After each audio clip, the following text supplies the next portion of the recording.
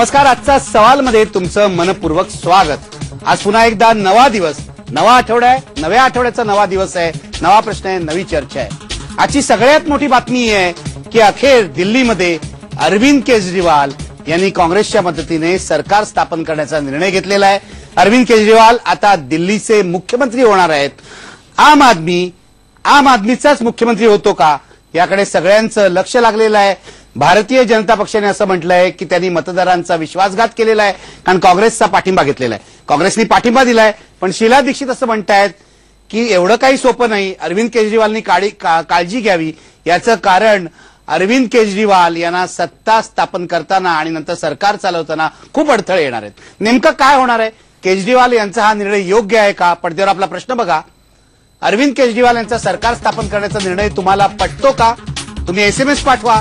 आपण चर्चा करणार आहोत वेगवेगळ्या मुद्द्यांची. माझ्या सोबत आहेत नामवंत पाहुणे, माझ्या सोबत आहेत माझ्या स्टुडिओमध्ये काँग्रेसचे खासदार डॉक्टर भालचंद्र मुणगेकर, माझ्या सोबत आहेत आम आदमी पार्टीचे ज्येष्ठ सदस्य रवी श्रीवास्तव, माझ्या सोबत आहेत भारतीय जनता पक्षाचे अतुल भातखळकर, माझ्यासोबत पुण्याहून आहे मार्क्सवादी कम्युनिस्ट पक्षाचे नेते कॉम्रेड अजित अभ्यंकर, माझ्या सोबत औरंगाबादहून आहेत विश्लेषक पत्रकार जयदेव डोळे.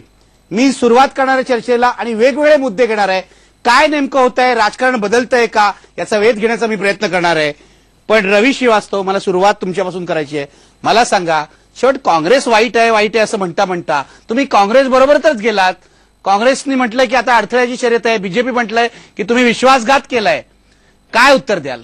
सबसे पहली बात तो मैं इस देश की आम जनता और अपने दिल्ली के सभी वोटर जो भी हैं जिन्होंने निर्णय दिया है, हम सब उनको बधाई देते हैं. आम आदमी के लिए ये क्षण ऐतिहासिक क्षण है और इसके पीछे की डिबेट अभी जारी रहेगी कि किसने किसके साथ विश्वासघात किया और किसने किसको साथ दिया है. हम ये कहना चाहते हैं कि भारतीय जनता पार्टी जो सबसे बड़ी पार्टी दिल्ली के अंदर वोट लेकर सीटें लेकर के आई थी, जिसको ये पहला हक था कि वो वहां पर अपनी सरकार बनाते, मगर उन्होंने अपने हाथ झाड़ दिए. तो हम सबसे बड़ा तो विश्वासघात उन्होंने किया है जनता के साथ में, न कि हमने तो इंतजार किया. हमने तो ये देखा कि कौन पहले आता है इसमें आगे. और जैसा कि आपको मालूम है कि कांग्रेस के साथ में ऐसा हमारा कोई गठबंधन या कोई युति नहीं है, मात्र कांग्रेस ने बिना शर्त के हमको समर्थन देने का जो पत्र. लेकिन रवि जी, आप कांग्रेस पर भरोसा कैसे कर सकते हैं? बिल्कुल सत्य बात है आपकी. हम आम आदमी पर भरोसा करते हैं.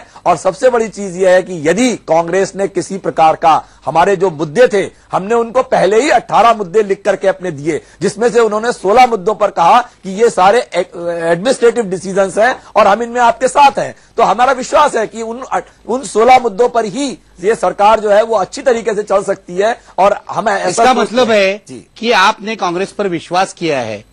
हमने, आपको लगता है कि कांग्रेस विश्वास करने योग्य है? हमने देश की जनता पर विश्वास किया है निखिल जी, और इसी विश्वास के भरोसे पर आम आदमी अपनी सरकार बनाने के दिल्ली में आज जा रहा है. मी मुणगेकर येतो तुमच्याकडे, पण अतुल भातखळकर, काँग्रेसवर विश्वास ठेवावा अशी परिस्थिती आहे का? नाही, पहिली गोष्ट तर मी त्यांना शुभेच्छा देतो, कारण शेवटी एक नवीन सरकार जन्माला आलेलं आहे. आता काँग्रेसवर विश्वास ठेवावा नाही ठेवावा हा त्यांचा प्रश्न आहे. पण मुळातच संसदीय राजकारणामध्ये प्रवेश केल्याच्या सुरुवातीपासून त्यांची भाषा अशी होती की हे संसदीय राजकारण अत्यंत चुकीचं आहे आणि या संसदीय राजकारणामधून सर्वसामान्य मतदाराचा आवाज ऐकला जात नाही. त्यामुळे संसदीय राजकारणाला छेद देत, त्याच्या पद्धतीला छेद देत आम्ही किती वेगळं या देशामध्ये घडवू इच्छितोय असा दावा त्यांनी केला. पण अखेर त्यांनी संसदीय राजकारणाचा आधार घेतला. आता यांनी कितीही बोलले की आमचा काँग्रेसने आम्हाला अनकंडिशनल पाठिंबा दिलाय, ऍडमिनिस्ट्रेटिव्ह बाबतीतला पाठिंबा आहे, वैचारिक पाठिंबा, विश्वासघात आहे. हा जनतेचा 100% विश्वासघात आहे. आणि आम आदमी पार्टी ही जी काही पार्टी आहे ही ज्या तथाकथित उच्च विचारांकरता आम्ही जन्माला आलो असं ते सांगत होते, ते सुरुवातीलाच त्यांनी त्या विचारांना मूठमाती दिल्याचं या कृतीमधून स्पष्ट होतं. विचारांना मूठमाती दिली आहे. रवी श्रीवास्तव, तुम्ही उत्तर द्या. पण आधी डॉक्टर भालचंद्र मुणगेकर, असं काय घडलं की तुम्ही एकदम जाऊन आम आदमीच्या गळ्यातच गळा घातलात? ज्या आम आदमी पक्षाने तुमच्यावरच तोफ डागली होती, भारतीय जनता पक्षापेक्षाही जास्त कडवट टीका त्यांनी तुमच्यावर केली होती, शीला दीक्षितांना पराभव केला, काँग्रेसची दोडधाड केली, तरी सुद्धा जाऊन तुम्ही त्यांच्यावर प्रेम करताय आणि त्यांना पाठिंबा देताय. हा काय प्रकार आहे? असं एक या प्रश्नाचं विश्लेषण करत असताना मुळामध्ये राजकीय प्रक्रिया म्हणजे काय असते इलेक्शन आणि राजकीय प्रक्रिया, पॉलिटिकल प्रोसेस, या दोन वेगळ्या गोष्टी आहेत. सर्वप्रथम मी एका वर्षापूर्वी स्थापन झालेल्या अरविंद केजरीवाल आणि त्यांच्या सहकार्याने स्थापन केलेला आप पक्ष आहे, त्यांचं मी अभिनंदन करतो. कारण 1952 पासून अस्तित्वात असलेल्या पूर्वीचा जनसंघ आणि आताचा भाजप म्हणजे जवळजवळ 60-61 वर्ष असलेल्या जुन्या पक्ष इतकी त्यांना जवळजवळ उमेदवार त्यांना मिळाले. त्यावेळी मी दुसरा पक्ष म्हणून त्यांचं अभिनंदन करतो, भाजपचे अभिनंदन करतो मोठा पक्ष झाल्याबद्दल. आणि तिसरी गोष्ट अशी की काँग्रेसने जो पाठिंबा त्यांना दिला ह्याच्यामध्ये कुठल्याही प्रकारची विसंगती मला वाटत नाही. विश्वासघाताचा मुद्दा आपण जर निर्माण केला तर तो विश्वासघात भारतीय जनता पक्षाने केलेला आहे. कारण भारतीय जनता पक्षाला 2 उमेदवार हे आपपेक्षा जास्त मिळालेले आहेत. भाजपाकरांचा एक मुद्दा मला पूर्णपणे अमान्य आहे. 5 उमेदवार 33 आणि 28 आहे ना? नाही, 28 आणि 32 आणि 4 उमेदवार, ते 2 अकाली दल वगैरे सगळे धरून. पण भाजपची स्वतःची संख्या मला वाटतं काहीतरी 31 होती. असं आहे की राजकारणामध्ये मला असं वाटतं की काँग्रेसने आणि आपने दोघांनी समंजसपणाची भूमिका घेतलेली आहे. दिल्लीमध्ये परत निवडणुका होणं आणि त्याच्यामध्ये परत अस्थिरता निर्माण करणं हे आताच्या परिस्थितीमध्ये योग्य नाही. अशा प्रकारची समंजस म्हणणं भाजपच चुकलेलं आहे. भाजपचं चुकलं म्हणजे भाजप जबाबदारीपासून पळालेले आहे. याचं कारण मला असं वाटतं ना, एक ह्याचं कारण मला, आणि भातकळकर इथे बसलेले आहे त्याचं कारण मला असं वाटतं की पुढच्या 6 महिन्यामध्ये ज्या गोष्टीसाठी भाजपने टीका काँग्रेसवर केली प्रमुख पक्ष म्हणून, आणि जो सत्तेवर येणार होता हर्षवर्धनचा त्यांचा फक्त शपथ विवाहाचा फक्त शिल्लक होता, अशा परिस्थितीत 6 महिन्यामध्ये जर दिल्लीमध्ये निर्णायक प्रकारे आपण दिलेली आश्वासनं पूर्ण केली नाहीत तर 2014 मध्ये होणाऱ्या निवडणुकीमध्ये आपली बेबरू होईल. या केवळ एका भीतीपोटी भाजप दूर पळाले असं माझं म्हणणं आहे. भातकळकर उत्तर द्या. यात भारतीय जनता पार्टीच्या भीतीचा काय मुद्दा मला काही कळलं नाही. कारण जर का सेफॉलॉजीच्या शास्त्राप्रमाणे आपण गेलो तर जगभर इन्क्लुडिंग भारत हे वारंवार सिद्ध झालंय की वर्षभर मतदार आणि तो सरकार किंवा तो नवीन पक्ष यांचा हनीमून चालू असतो. त्यामुळे 6 महिन्यामध्ये निवडणुका असताना मला असं वाटत नाही की भारतीय जनता त्या भीतीमुळे भारतीय जनता पार्टी काही सरकार स्थापनेपासून दूर पळालेली आहे. मुद्दा एवढाच आहे की भारतीय जनता पार्टीने भूमिका ही घेतली की आम्हाला जनादेश मिळालेला नाहीये, त्यामुळे तो जनादेश मिळाला. सगळ्यात जास्त जागा तुमच्या होत्या. नाही, तो मुद्दा नाही. जेव्हा 1998 सरकार केलं तेव्हा कुठे जनादेश तेव्हा होता? तेव्हा सुद्धा 24 पक्षाचे सरकार वाजपेयीने केलं. ह्याच्यात नैतिकतेचा काही संबंध नाही. कटला जनादेश? नाही, ऐकून असं आहे ना, म्हणून तुम्ही म्हटलं की आम आदमी ही एका विशिष्ट मॉरल व्हॅल्यूजवर ही जन्माला आली, त्यांनी असा आणलेला आहे. जर का भारतीय जनता पार्टी त्यांच्याकडे पाठिंबा मागायला गेली असती समजा, तर त्यांनी त्यांच्या अटी घातल्या असत्या. तुम्ही जे उदाहरण 98-99चं देताय ते सरकार जेव्हा अस्तित्वात आलं तेव्हा कॉमन मिनिमम प्रोग्राम तयार करण्यात आला. तुमचं 2004चं सरकार तसंच आहे, 2009चं सरकार तसंच आहे. बरोबर. त्यामुळे या परिस्थितीमध्ये कॉमन मिनिमम प्रोग्राम तयार होण्याची शक्यताच नव्हती. आणि आम आदमीचं पहिल्या दिवसापासूनच म्हणणं होतं की काँग्रेस आणि भारतीय जनता पार्टी या एकाच नाण्याच्या 2 बाजू आहेत. दोन्ही पक्ष भ्रष्टाचारी आहेत, दोघेही पक्ष फालतू आहेत, हे दोघेही यांनी देशाला डुबवलेलं आहे. अशा प्रकारची भाषा आज त्यांचं म्हणणं बदललंय. त्यांचं म्हणणं तर 100% बदललंय. काँग्रेस बरोबर गेल्यामुळे, काँग्रेस बरोबर ते गेले म्हणजे मुळात आमचं जे म्हणणं होतं की ते काँग्रेसची बी टीम आहे हे त्यांनी एका अर्थाने सिद्ध केलं.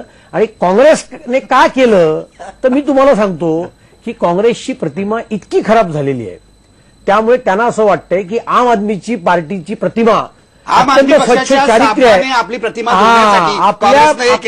रवी श्रीवास्तव आणि मुणगेकर उत्तर द्या, मग मी अजित अभ्यंकरांकडे जाणार आहे. देश के इतिहास में ये पहली बार हुआ है कि किसी भी पार्टी ने अपना सरकार बनाने से पहले वापस अपने ही वोटर्स के पास जाकर के दोबारा से पूछा है कि आप क्या चाहते हैं, आपका क्या मत है. 280 जनसभाएं की गई, इंटरनेट पर पोल किया गया, 7 लाख इंटरनेट पर जवाब आए, 2.5 लाख हमें वोटरों के मत मिले. उसमें उन्होंने 75% लोगों ने यह कहा कि आप लोग सरकार बनाइए, तब हम लोग आगे बढ़े. देश के इतिहास में पहली बार सफेद पैसे से केवल इंटरनेट के ऊपर डोनेशन लेकर के इलेक्शन लड़ने का काम आम आदमी पार्टी ने किया.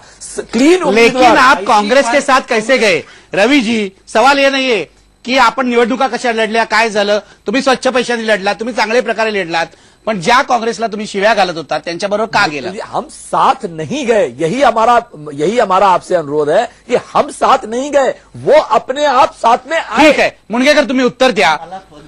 मला देवीजींची भूमिका मला कळली नाही काय ते, परंतु भातकळकरांना मी सांगू इच्छितो की आपण जरा मोठं मन दाखवून दोन्ही मुख्य पक्ष आहेत या देशातले मोठं मत दाखवून हा जो नवीन प्रयोग करतायत ना त्याला हे जे नवं मूल जन्माला आलंय त्याला आपण त्याला मांडीवर घेऊया. त्याला जरा सुयश देऊया जरा ते विरोध करून काय सगळं करायचं असेल ते.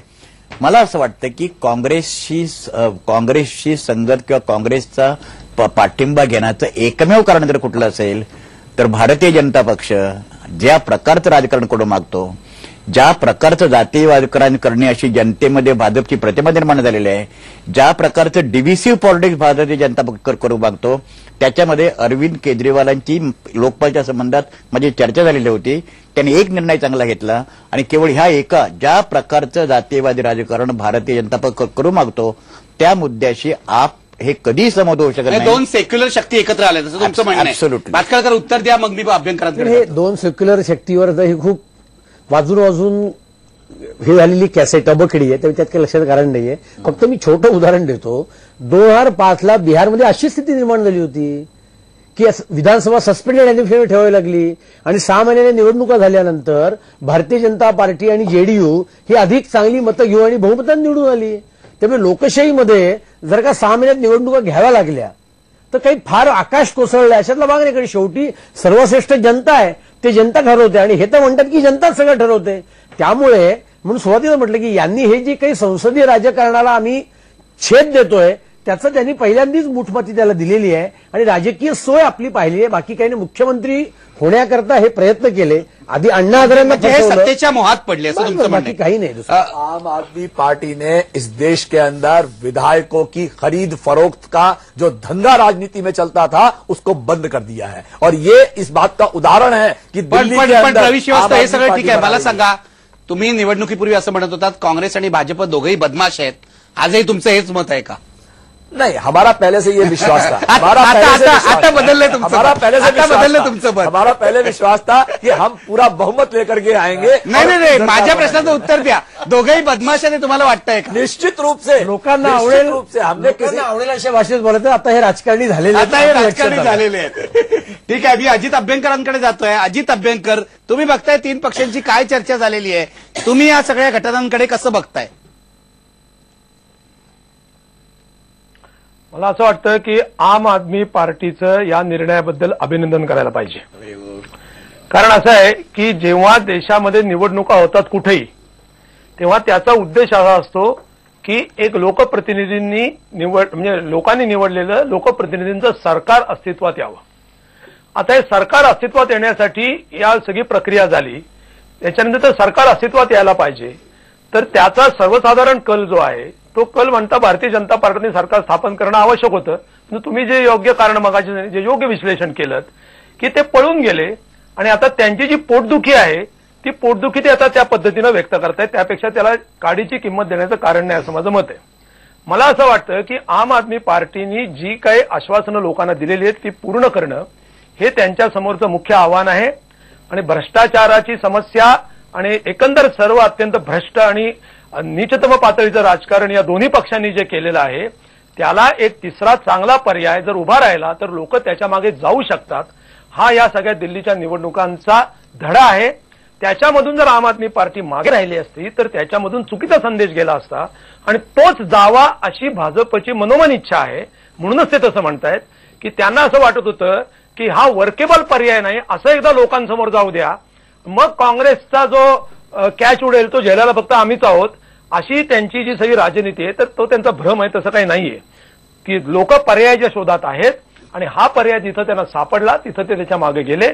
माझी अशी खात्री आहे की याच्यामधून जर आम आदमी पार्टीने एक व्यवस्थितरित्या काम केलं आणि ते करावं असे सर्व शुभेच्छा आमच्या त्यांच्याबरोबर राहतील, तर तिसरा पर्याय हा देशामध्ये लोक शोधतील आणि जिथं आहे तिथं त्याच्या मागे जातील आणि हे जे असं अत्यंत नकारात्मक राजकारण भाजपचं आहे ते यशस्वी होणार नाही. बरं, आपल्यासोबत जयदेव डोळे आहेत, विश्लेषक आहेत, तुम्हाला माहिती आहे. जयदेव डोळे, असा एक शेरा सकाळी ट्विटरवर मारलाय कोणीतरी की भाजप आणि काँग्रेसनी जाळं टाकलं, त्यांना असं वाटलं होतं त्या जाळ्यामध्ये आम आदमी पक्ष अडकेल आणि नाही म्हणेल सरकार बनवायला, पण त्या जाळ्यात खुद्द हे 2 पक्षच अडकले.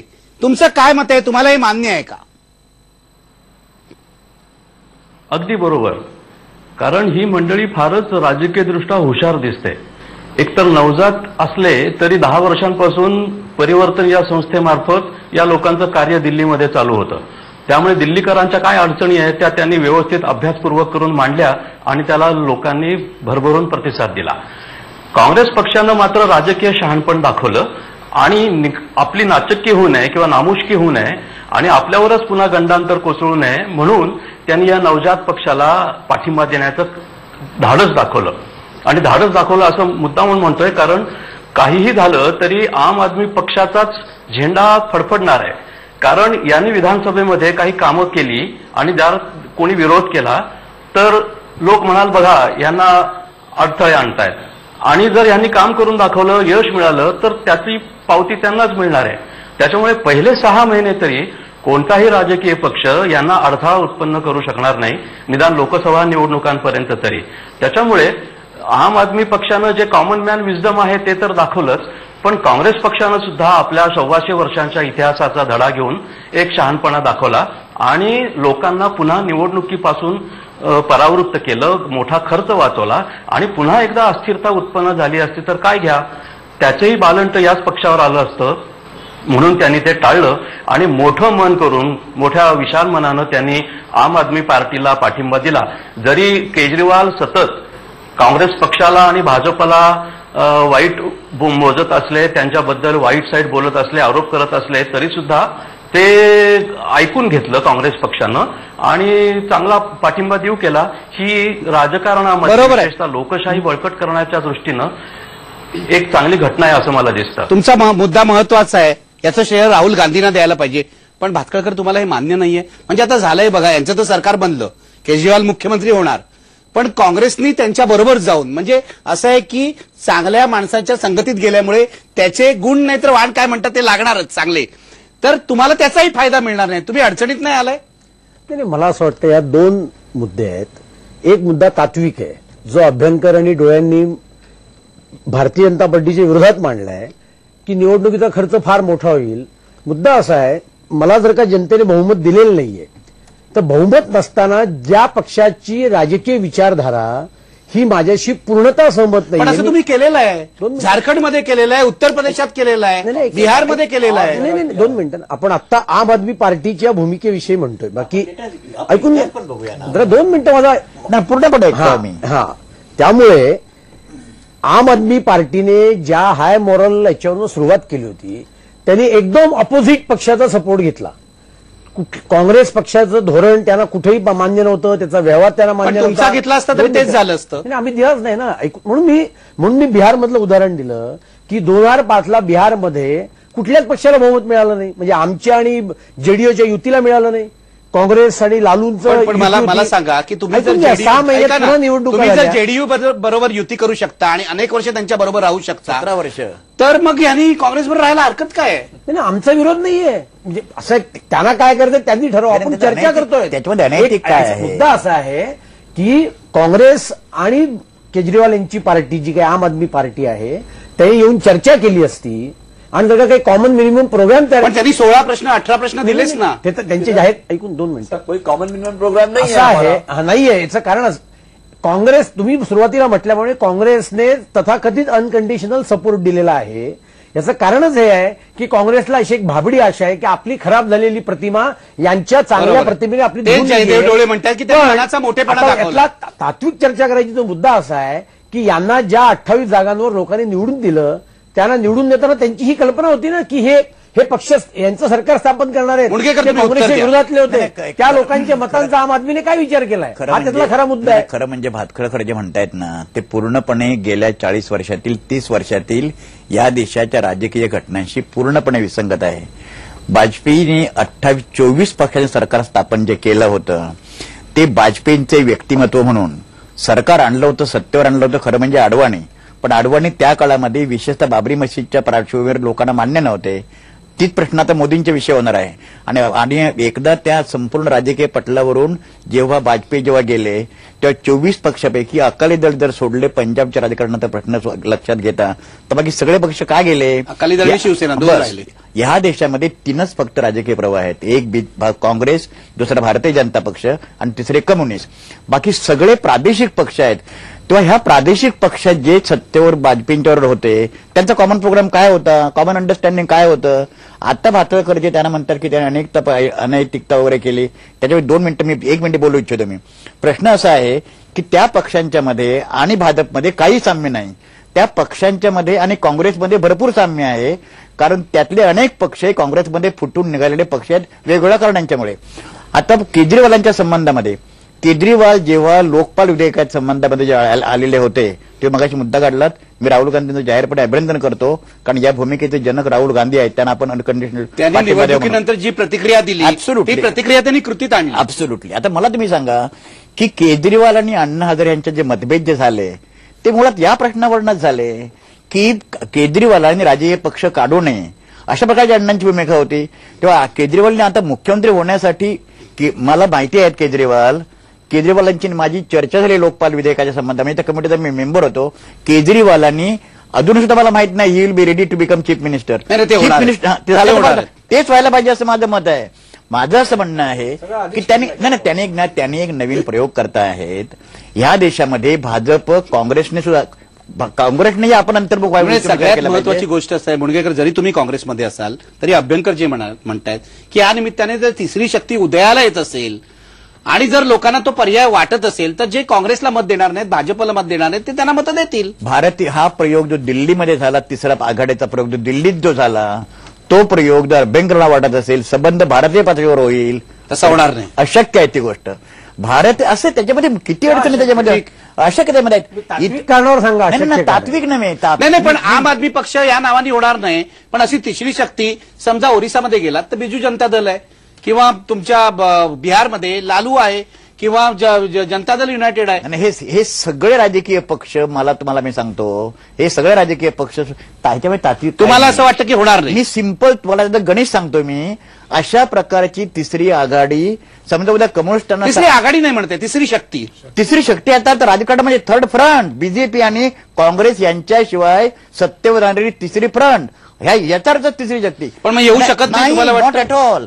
ज्याच्यामध्ये अभ्यंकर अजिबात अशक्य असं म्हणतायत मुणगेकर. काय म्हणणं आहे तुमचं? ज्या पक्ष 1 मिनिट अभ्यंकरांना उत्तर देण्यापूर्वी ज्या पक्षात ज्या आघाडीमध्ये किंवा सरकारमध्ये आयदर काँग्रेस किंवा बीजेपी असा मोठा पक्ष ज्या आघाडीमध्ये नसेल अशा कोणत्याही पक्ष 200 जागा जरी मिळाल्या त्याच्या सरकार ते ठीक आहे, पण तिसरी शक्ती उदयाला येऊ शकते की नाही? नाही, तिसरी शक्ती उदयाला आली आहे ना. लोकांना काँग्रेस नको होतं, लोकांना भाजप नको होतं, त्यांना प्रतिसाद दिलेला आहे लोकांनी. दिल्ली मी त्याचं स्वागत करतो.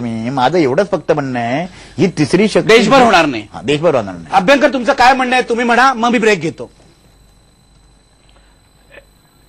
नाही बघा, माझं असं म्हणणं आहे की त्या पक्षांची बेरीज वजाबाकी करून मांडणं किंवा त्या पक्षांची नावं घेणं यापेक्षा त्या प्रक्रियेबद्दल मगाशी ते म्हणले की पॉलिटिकल प्रोसेस बद्दल बोला. बरोबर. मी पॉलिटिकल प्रोसेसचं उदाहरण देऊन सांगतो. 1.5 वर्ष जेव्हा देशामध्ये आणीबाणी होती, त्या आणीबाणीच्या नंतर जनता पार्टीचं सरकार आलं. आता जनता पार्टीमध्ये जनसंघाचे लोक ते हा भाग सोडून द्या, परंतु त्यावेळेला लोकांनी काय पार्टी कोण आहे पाहिलं, त्यांनी पाहिलं की आम्हाला हे जे आणीबाणी लादणारे जे कोण लोक आहेत ते आता नकोत. आणि लोकांना तिथे जो मनुष्य दिसला त्यातल्या त्यात ठीक, त्यांनी लोकांनी त्याला मतदान केलं. ही गोष्ट सुद्धा घडू शकते. तेव्हा गेल्या 5 वर्षातला भारतीय जनता पक्ष आणि काँग्रेसचा जो काही व्यवहार आहे भ्रष्टाचाराच्या बद्दलचा विशेषतः, आणि भ्रष्टाचाराचा मुद्दा या निवडणुकीमध्ये प्रमुख होता दिल्लीच्या, हा मुद्दा प्रमुख झालेला आहे. त्याचप्रमाणे इतर काही धोरणांचे मुद्दे आहेत. या मुद्द्यांना धरून लोक अशा प्रकारे पर्याय शोधणार, आणि तो पर्याय असं म्हणत नाही की सगळा राष्ट्रीय पातळीवरती एकच कुठला तरी पर्याय असेल, परंतु अशा प्रकारचे पर्याय कदाचित लोक स्थानिक पातळीवरती शोधतील. आता उदाहरणार्थ आता महाराष्ट्रामध्ये बघा तुम्ही, राजू शेट्टींचा पर्याय स्थानिक आंदोलनाच्या पातळीवरती लोकांनी तिथं शोधला. बरोबर आहे. असे अनेक असू शकतील. मी काय त्यांचं नाव घेतलं म्हणजे एक विशिष्ट असं समजू नका. मुद्दा लक्षात घेण्यासारखा आहे. तेव्हा अशा प्रकारचे आंदोलनांचे जे नेते असतील, अशा प्रकारचे जे तिथं स्थानिक परिस्थिती असेल, लोक तिकडे जातील आणि त्याच्यामधून काहीतरी कोहेसिव्ह तयार होऊ शकेल. तेव्हा ही पॉलिटिकल प्रोसेस आपण समजावून घेऊया. केवळ त्याची लेबल कुठली असतील या लेबलांच्या मागे आपण जाण्याचं कारण नाही, ते अत्यंत संकुचित दृष्टीचं होईल. भातखळकर, मी येतो तुमच्याकडे, पण मला आता ब्रेक घ्यायलाच पाहिजे आणि ब्रेक नंतर पुन्हा भेटूया. ब्रेकपूर्वी प्रश्न पहा, अरविंद केजरीवाल यांचं सरकार स्थापन करण्याचा निर्णय तुम्हाला पटतो का? 52% लोक होय म्हणतायत, 48% नाही म्हणतात.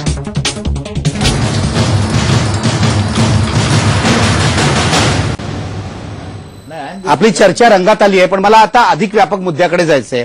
मला सुरुवात करायची अजित अभ्यंकरांपासून. याचं कारण असं की 1977ला पश्चिम बंगालमध्ये ज्योती बसूंचं सरकार अस्तित्वात आलं, डाव्यांचं सरकार अस्तित्वात आलं.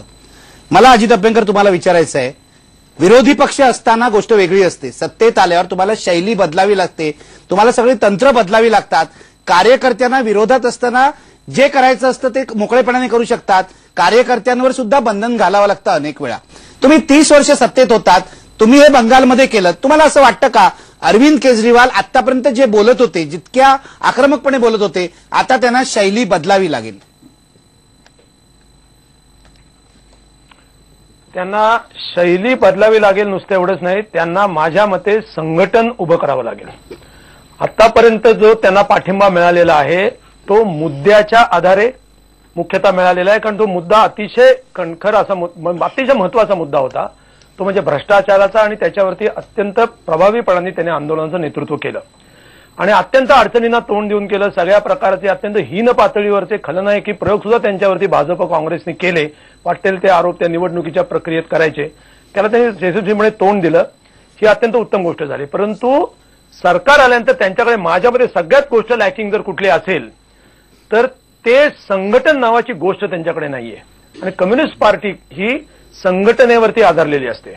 कम्युनिस्ट पार्टीचं केडर हे जिथे असतं तिथेच निवडणुका लढवल्या जातात आणि तिथंच त्या जिंकल्या जातात.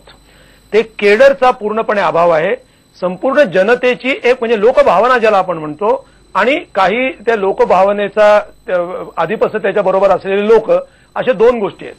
त्यांच्यातल्या सगळे जे नेते आहेत, आता नावं घेणं बरोबर नाही कारण ते बरं योग्य दिसणार नाही आता, परंतु त्यांना आपण लोकांना किती दुखावू शकतो तितके आपण श्रेष्ठ, अशा प्रकारची भावना असलेले तिथे काही नेते त्यांच्यामध्ये आहेत की आपण समोरच्या व्यक्तीला जर पुरेशा शार्पली रक्त येईपर्यंत दुखावून बोललोच नाही तर आपण राजकीय काम करत नाही असं वाटणारी एक प्रकारची काही मंडळी आहेत.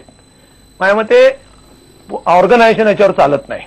तेव्हा त्यांना आपला कार्यक्रम राबवायचा असेल तर त्यांना ऑर्गनायझेशन उभी करावी लागेल. ऑर्गनायझेशनसाठी एक विचारसरणी लागते. ती विचारसरणी त्यांची निश्चित नाहीये. एक अत्यंत लूज असा प्लॅटफॉर्म आहे. कम्युनिस्ट पार्टीचं तुम्ही उदाहरण घेतलं ज्योती बसूंचं म्हणून सांगतो, म्हणजे सीपीएमचं, तर अशा प्रकारची एक विचारसरणीवरती आधारलेला पक्ष आहे. त्यांच्याकडे ठीक आहे विचारसरणी एवढी पक्की नसेल, परंतु काहीतरी मुद्द्यांवरती एक आयडिओलॉजिकल फाउंडेशन त्याचं निर्माण करावं लागेल, केडर निर्माण करावं लागेल आणि काही प्रमाणात एक निर्णय घेण्याची हायरार्की, बरोबर आहे, आणि ती अंमलबजावणी करण्याची हायरार्की करावी लागेल. तुम्ही प्रत्येक निर्णय जर तिथे रामलीला मैदानावरती सभा भरवून जर करायला लागलात तर माझ्या मते तुमची संघटनेवरती तुमचा विश्वास नाही किंवा लोकांचा आपल्यावर विश्वास नाही याची तुम्हाला खात्री असल्याची ती कबुली आहे. मला असं वाटतं की ही पद्धती प्रत्येक ठिकाणी राबवून चालणार नाही. डायरेक्ट डेमोक्रेसीचा हा अर्थ होत नाही. हा फरक त्यांच्यामध्ये आहे आणि याच्यामध्ये निश्चितपणे त्यांना सुधारणा करावी लागेल. रवी श्रीवास्तव तुम्ही उत्तर द्या. ही सुधारणा हे खूप कठीण आहे. म्हणजे तुमचे जे नेते त्यांनी नाव घेतलं नाही पण मी एक नाव घेतो, कुमार विश्वास. ज्या पद्धतीने बोलतात त्या पद्धतीने सरकार 3 दिवसात कोसळू शकतं. तर तुम्ही हे कसं बदलणार आहात? आपका ये ऑब्जर्वेशन जो है थोड़ा सा एक लॉपसाइडेड है. कुमार विश्वास बहुत अच्छे नहीं, और बहुत अच्छे पोएट है. आपका भाषा पर थोड़ा सा नहीं कहना है रवि जी, अच्छे स्पीकर होना और अच्छे पोएट होना सरकार में चलाने में कुछ काम का नहीं है. अच्छा एडमिनिस्ट्रेटर होना जरूरी है. ये आपकी बात ठीक है, मगर ये मैं थोड़ा सा अभ्यंकर जी से इस बारे में थोड़ा सा मेरा इनका विरोध है कि आम आदमी पार्टी के अंदर आज इतने अच्छे और इतने क्वालिफाइड और अपनी अपनी फील्ड के एक्सपर्ट्स जुड़े हैं. मैं इनको नाम देना चाहूंगा कुछ लोग का. MS नवरे जो ऑन्को सर्जन है जसलोक हॉस्पिटल के अंदर वो जुड़े हैं. मीरा सान्याल, आशीष सान्याल, अतुल शुक्ला जो LIC के चेयरमैन थे वो हमारी पार्टी के साथ जुड़े हैं. ऐसे बहुत सारे अच्छे लोग हमारी पार्टी के साथ जुड़े हैं और ये ऐसा चल रहा है कि आप विश्वास नहीं करेंगे, प्रतिदिन हमारे पास में बड़ी संख्या में अच्छे लोग जिनको पहले हम कहते थे जो राजनीति से दूर रहते थे. रवि जी, तुम्ही सरकार चालवण्याचा अनुभव नाहीये. नौकरशाही कशी वागते, नौकरशाही के बाबू कसे वागतात हे माहित नाहीये. निखिल जी, सबसे बड़े तो हमारे अरविंद केजरीवाल जो नौकरशाही में ही 20 साल गुजार चुके हैं, सबसे बड़े तो एक्सपर्ट नौकरशाही के वही है वहां पर. और उनके अलावा भी ऐसे बहुत सारे लोग हैं जो अपनी अपनी फील्ड के. तुम्हाला असं वाटत नाही तुम्हाला बदलावं लागेल? बिल्कुल नहीं। मैं ये कहता हूं आपसे, ये समय हमारे लिए बिल्कुल सेलिब्रेट करने का नहीं है। ये समय इस बात का है कि हमारे ऊपर जो जिम्मेदारी दी गई है उसको हम कैसे पूरा करें। और 3 मुद्दे मेन, जो पहले बिजली का बिल 50% कम करना, 700 लीटर पानी हर घर को देना और वहां पर जो भ्रष्टाचार फैला है उसको खत्म करना, वो हमारी प्राथमिकता है। 1 हफ्ते का हमारा उसका हमने टारगेट सेट करके रखा है। 1 हफ्ते में करेंगे आप? 1 हफ्ते के अंदर हम अपने निर्णय शुरू कर देंगे लगाना, जिनसे कि वो परिणाम नहीं, मला वाटलं 1 हफ्त्यात तुम्ही करणार, 1 आठवड्यामध्ये करणार। हमारे पास डॉक्टर मनमोहन सिंह जैसी जादू की छड़ी नहीं है जो 100 दिन के अंदर सारा इन्फ्लेशन खत्म कर दे। ठीक आहे, भातखळकर हे शक्य आहे का? बघा, हे जवळजवळ अशक्य आहे। मुळात मी सुरुवातीला म्हटल्याप्रमाणे हे संसदीय राजकारण, संसदीय राजकारणाची व्यवस्था याच्या विरोधामध्ये संघर्ष आम्ही करणार या कल्पनेने पुढे आले, आंदोलनं केली, त्या राजकारणावर, त्या व्यवस्थेवर कठोर टीका केल्या। म्हणजे यांच्या जनलोकपालातली तर पहिली कन्सेप्ट ही होती की प्रधानमंत्र्याचे फोन हे लोकपालाला टेप करण्याची परमिशन पाहिजे, ही यांच्या जनलोकपालातली कन्सेप्ट आहे। आता यात हा जो काही एक गोतावळा आहे ना, याच्यामध्ये सगळ्या प्रकारची लोक आहेत। लोक चांगली आहेत, कुंभमेळा आहे, पण भाबडे आहेत, प्रामाणिक असतील पण ते भाबडे आहेत, काही चालू आहेत। आता त्यामुळे अशा त्याचा काही लोक फायदा उठवत आहेत, हे आपण लक्षात घेतलं पाहिजे। हाच प्रयोग जनता पार्टीत घडला होता। यांची जनता पार्टी होईल?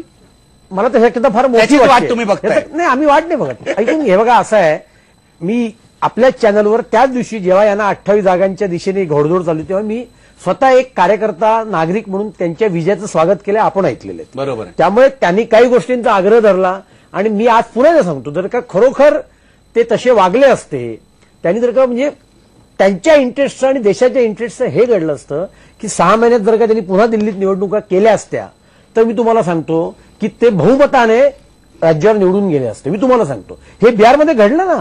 मी तुम्हाला 2005चं उदाहरण दिलं। मुणगेकर नकारात्मक मान हलवत असं आहे, बरोबर मुणगेकर तुम्हाला आहे। पटत नाहीये? काँग्रेसने त्यांना वापरून घेतलंय, हे लक्षात घ्या। आणि आता ते काँग्रेसने त्यांना वापरून घेतलं की काँग्रेसला त्यांनी वापरून घेतलं? दोघे एकमेकांना वापरतायत। आता काँग्रेसने त्यांना पूर्ण वापरून घेतलं। मी तुम्हाला सांगतो की आपली प्रतिमा सुधारण्याकरता यांना आम्ही पाठिंबा दिला। आता सांगा मला, यांचं जनलोकपाल बिल त्यांनी विरोध केला परवा लोकसभेतल्या आणि राज्यसभेतल्या लोकपालाला। आता हे राज्याच्या विधानसभेत कुठल्या प्रकारचं लोकपाल विधेयक आणणार? एक मॉडेल लोकपाल विधेयक केंद्र सरकारने म्हणजे संसदेने पारित केलेलं आहे, त्याच्या विपरीत असणार। म्हणजे गोंधळ आहे, त्यांचा वैचारिक गोंधळ आहे असं तुमचं म्हणणं? गोंधळ आहे आणि आता हळूहळू परिस्थिती आपण नेमका कार्यक्रम काय असणार यावर पुढच्या सेगमेंटला चर्चा करूया। पण जो मुद्दा आहे मुळामध्ये माझा, की शैली यांना बदलावी लागेल, यांना स्वतःवर बंधनं घालावी लागतील, तोफा आहेत त्या सगळ्या। तर सरकार चालवत तर तोफा उपयोगी नाही, कोणीतरी एक लगाम हातात धरणारा सारथी लागतो। बरोबर, तोफा जो चालवतो त्याला सारथी बनावं लागेल। बरोबर।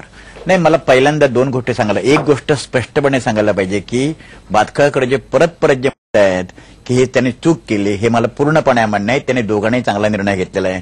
त्यांचं दुःख असं आहे की ते सत्तेपासून बाजूला राहिले, सर्वात मोठा पक्ष भाजप। नाही, एक मिनिट। दुसरा मुद्दा असा आहे, मगाशी अभ्यंकरानं जो मुद्दा केला उपस्थित, तो अत्यंत महत्वाचा आहे। हे आप ही चळवळ एक चळवळ उभी राहिली, मुवमेंट उभी राहिली। मुवमेंट आणि पार्टी या दोघांच्या स्ट्रक्चरमध्ये फरक येतो। त्यांना आता ते स्ट्रक्चर उभं करावं लागेल, त्यांना एक निश्चित कालबद्ध प्रोग्राम तयार करावा लागेल, त्याची त्यांना एक यंत्रणा तयार करावी लागेल। त्यांना आमच्या सदिच्छा आहेत आणि तुमच्या सगळ्यांच्याच सदिच्छा आहेत। मी म्हणतो, काँग्रेस सकट या देशातल्या सगळ्या लोकांनी आणि भाजपने सुद्धा मोठं मत दाखवून काँग्रेसची अलायन्स जरी झाला तर त्यांचं स्वागत केलं पाहिजे, कारण हा राजकारणातला एक नवीन प्रयोग आहे। खरोखरच या देशामध्ये भ्रष्टाचाराची कीड लागलेली आहे आणि ज्या ज्या शक्ती भ्रष्टाचाराच्या उभ्या राहतील त्या सगळ्या शक्तीला माझा व्यक्तिगत पाठिंबा आहे। असं वाटतं की म्हणजे प्रत्येक पक्षात चांगले लोक आहेत असं मी नेहमी सांगतो, पण आम आदमी पक्षामुळे तुमच्यासारखे जे काँग्रेसमध्ये चांगले लोक आहेत किंवा भातखळकरांसारखे भाजपमध्ये चांगले लोक आहेत, यांना बळ मिळेल ना? बळ मिळेल म्हणजे समजा उद्या ह्यांचा जो आग्रह होता, भातखळकरांचा पक्षाचा आग्रह जो होता की 20 लाख कोटी रुपये स्विस बँकेमध्ये आहेत, काळा पैसा याच्यामध्ये आहे, त्याचे 10 रुपये जरी आणले तरी त्यांचं जाहीरपणे बेबरीतन केलं असतं।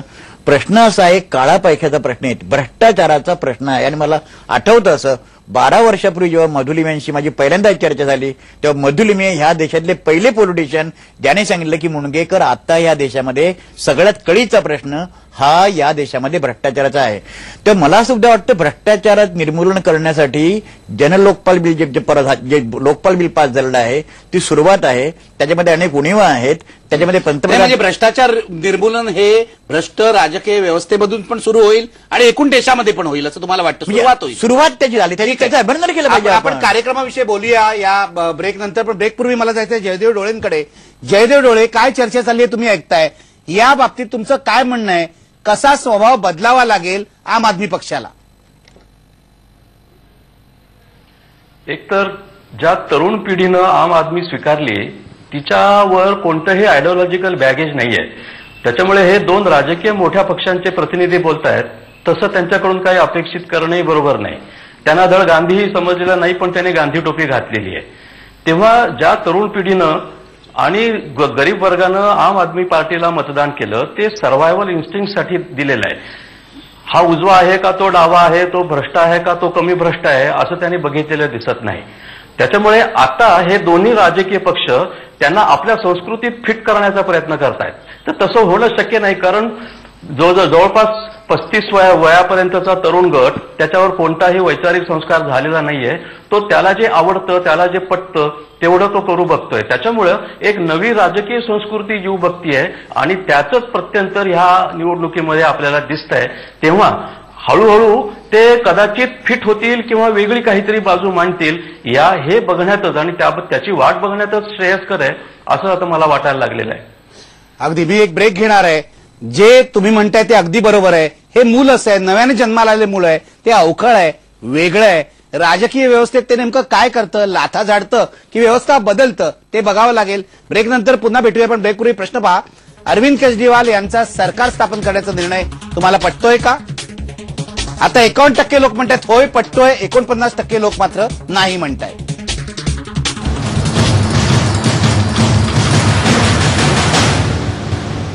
कार्यक्रमाचा शेवटचा भाग आहे. मला एकाच मुद्द्यावर चर्चा करायची आणि ज्याबद्दल लोकांना उत्सुकता आहे. रवी श्रीवास्तव, मला तुम्हाला विचारायचं आहे, तुम्ही जी आश्वासनं दिली आहे, पाणी देण्याचं आश्वासन, वीज अर्ध्या पैशात देण्याचं आश्वासन किंवा लोकायुक्त आणण्याचं आश्वासन, तुम्ही अरविंद केजरीवाल तर असं म्हणाले होते लोकायुक्त जर आम्ही आणलं तर आम्ही काँग्रेसची आधी चौकशी करू आणि मग दिल्ली म्युनिसिपल कॉर्पोरेशनमध्ये असलेल्या भाजपची चौकशी करू. हे तुम्ही कसं करणार आहात? हम सबसे पहली चीज तो हमारी जो प्राथमिकता जो है, जो हमने अपने मैनिफेस्टो के अंदर 70 मैनिफेस्टो तो अलग अलग बनाए थे, एक मैनिफेस्टो पार्टी का बना था जो पूरे दिल्ली राज्य के लिए था. तो उस मैनिफेस्टो में जो सबसे मेन चीजें थी कि हमें बिजली का जो बिल है, बिजली का हमें 50% तक हमें कम करना है और हर घर को हमको 700 लीटर पानी प्रतिदिन मुफ्त देना. ये हमारा किती दिवसात करणार? ये हम अभी ऐसा एक टाइम बाउंड, जैसा कि अरविंद केजरीवाल जी ने आज सुबह भी अपने बयान में कहा है कि हम एक हफ्ते के अंदर अंदर अपने इसके बारे में जो निर्णय है, जो काम करना है वो शुरू कर देंगे. जो रोड मैप है वो हम अपना बनाना शुरू कर देंगे. इसके अलावा अनाधिकृत जो कॉलोनीज के अंदर जो सुविधाएं देनी है वो हम करना शुरू कर देंगे. और उसी के साथ कांग्रेस का 15 वर्ष का जो शासन के अंदर जो भ्रष्ट लोग रहे हैं उनके विरुद्ध कार्रवाई करना और जो भाजपा तो सरकार गिर जाएगी.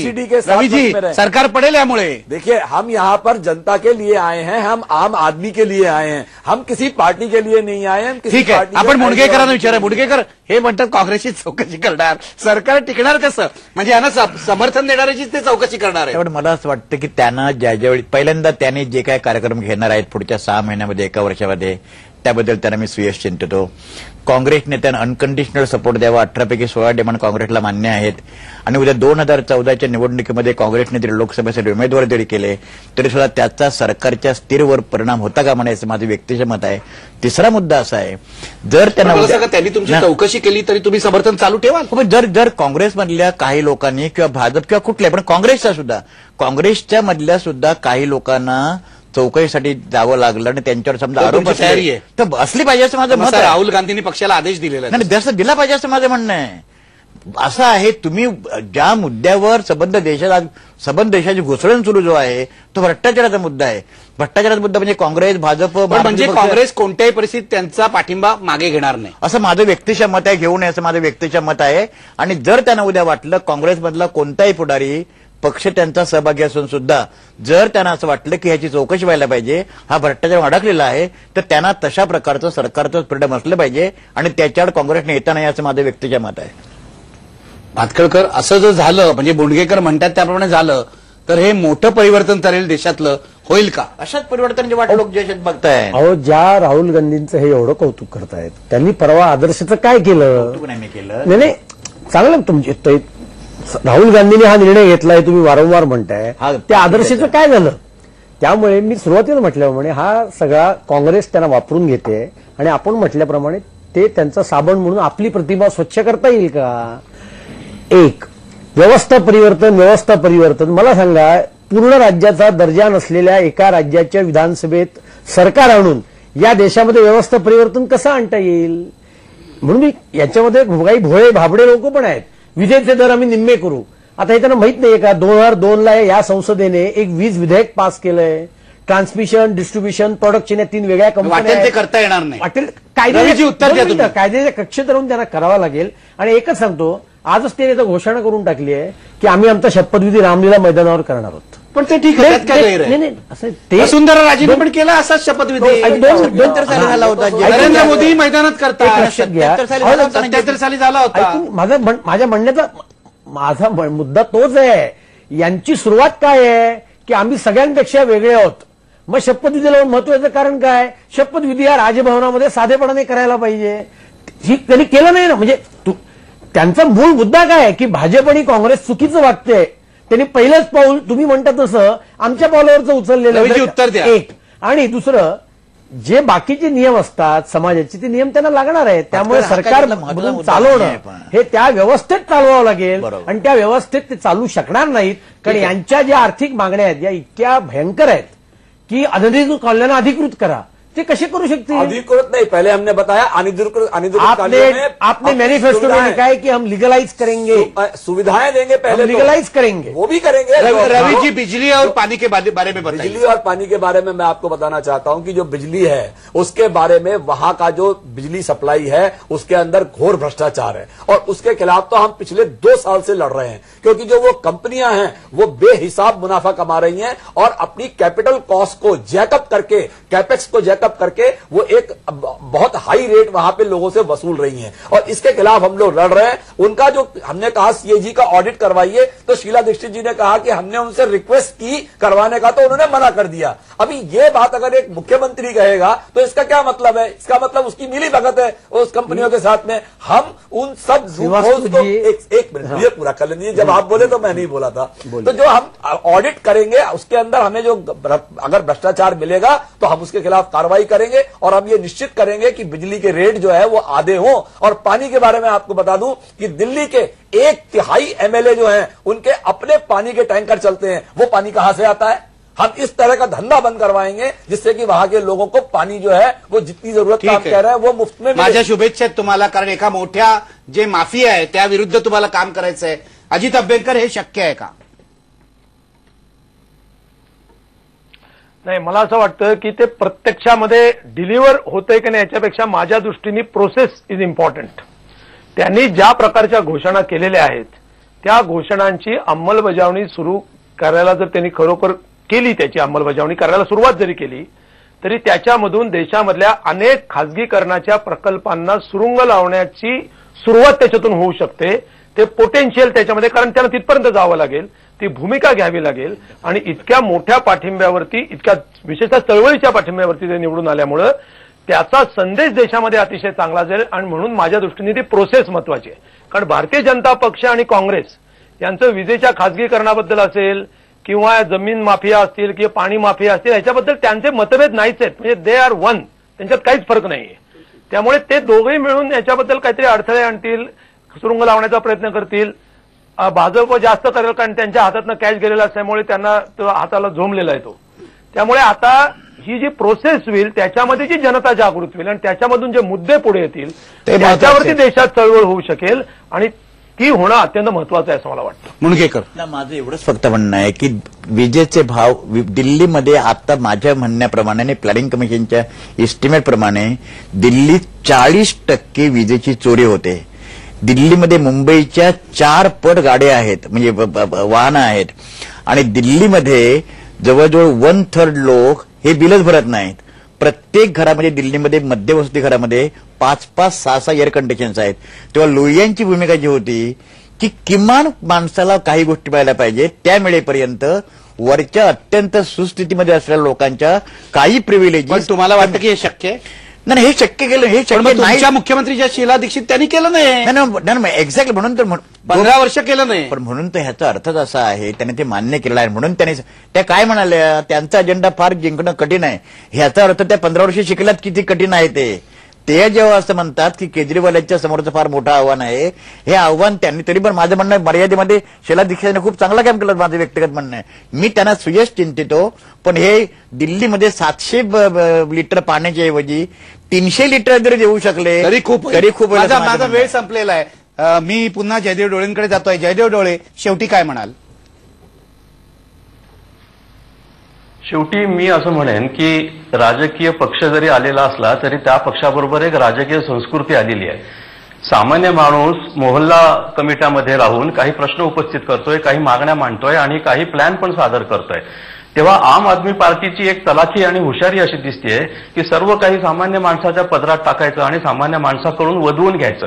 त्याच्यामुळे जे प्रशासन होणार आहे, जी निर्णय प्रक्रिया होणार आहे, तिच्यावर सामान्य माणसांचं बारकाईनं लक्ष होणार आहे. त्याच्यामुळे विजेची चोरी कोण करतोय, कोण पाण्याची नासडी करतोय किंवा कोण प्रदूषण करतोय, ह्या गोष्टी प्रशासनाला फार पटापट कळत जाणार आहेत आणि त्यामुळे निर्णय प्रक्रिया वेगवान होणार आहे. केवळ नोकरशाही आणि कार्यकर्ते यापेक्षा सामान्य माणसाला जर जबाबदारीची जाणीव दिली तर लोकशाही आणि प्रशासनामधला लोकांचा सहभाग वाढण्याची संधी उत्पन्न झालेली आहे.